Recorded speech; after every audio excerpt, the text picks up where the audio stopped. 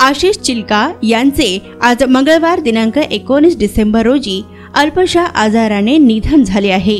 त्यांची अंत्ययात्रा आज VIP रोड चिलका ब्लॉक येथील त्यांच्या राहत्या घरातून 5:30 वाजता निघणार आहे।